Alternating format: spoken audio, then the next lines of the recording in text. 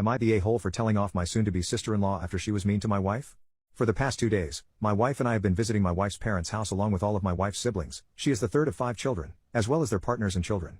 Both my wife and her twin niece and nephew, via her sister, have birthdays the past week, and so each person has gotten a day to celebrate their birthday with the whole family, and yesterday was the day my wife's birthday was celebrated.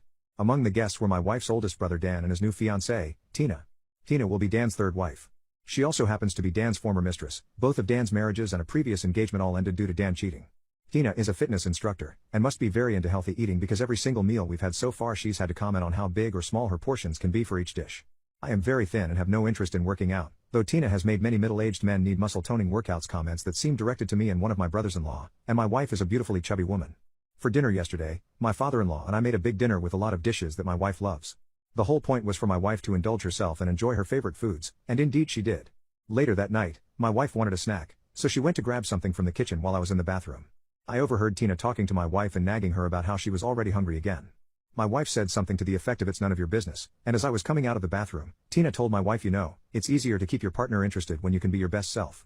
My wife was clearly very hurt by Tina's comment, so I told Tina that's rich coming from you, because no amount of time spent on your appearance will ever keep Dan interested for long. This was, apparently, the wrong thing to say.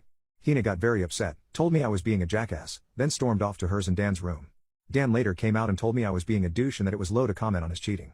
I told him it was disgusting of her to comment on my wife's body, not to mention imply that I would cheat on her because of her physique. For one, I'm not a completely horrible person, plus she's always been very chubby, so I don't even see the logic in implying that I don't like that. Obviously, my wife is very happy with what I said. Am I the a-hole?